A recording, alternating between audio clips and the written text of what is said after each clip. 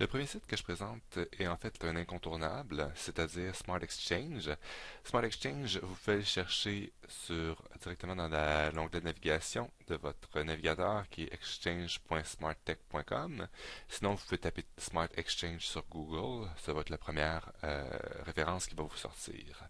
Première chose qu'il faut savoir, c'est il faut se joindre. Donc, vous allez sur Join for Free ou se joindre gratuitement. Ici, une fois que c'est fait, une fois que vous avez créé votre compte d'utilisateur, vous devez rentrer sur se connecter ou sign in.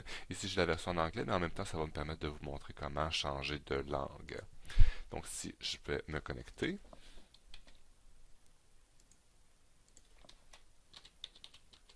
moi j'ai déjà créé mon compte en fait. Donc, une fois que c'est fait, vous entrez sur l'interface qui est ici. L'avantage à partir de ça, c'est que vous pouvez faire des recherches par sujet, ou par matière plutôt, qui se retrouve ici. Vous pouvez faire aussi une recherche par niveau. Je vais tout de suite le mettre en français, donc vous allez sur Canada, français. Et une fois que c'est fait, vous entrez là-dessus sur les ressources en français. Donc, par exemple, moi j'enseigne en deuxième année, disons. Je me ramasse avec différents contenus qui peuvent fonctionner pour des deuxièmes années. Par exemple, une leçon sur les fruits et les légumes qui a déjà été créée. Il faut comprendre que c'est des leçons qui sont clés en main souvent.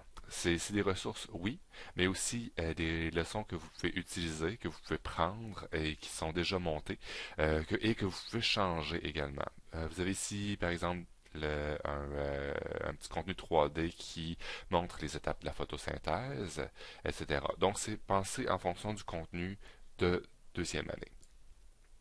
On peut aussi y aller par, disons, matière. Allons-y vers l'histoire, disons. Donc ici, vous avez les différentes matières, pardon, l'histoire et les différentes applications et les différentes leçons qui sont rentrées dans histoire. Vous pouvez aussi aller faire une recherche ici par matière, histoire. Vous pouvez rentrer histoire, disons, de sixième année. Donc, on a une recherche croisée, matière, histoire, et niveau d'études sixième année, le pays, la région, Canada français, on va faire aller,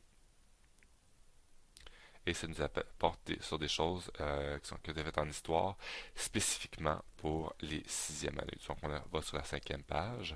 Ça nous apporte ici donc les cartes du Canada de 1500 aujourd'hui, par exemple. Donc la seule chose qu'on fait, c'est qu'on télécharge et puis voilà, notre leçon est prête à utiliser.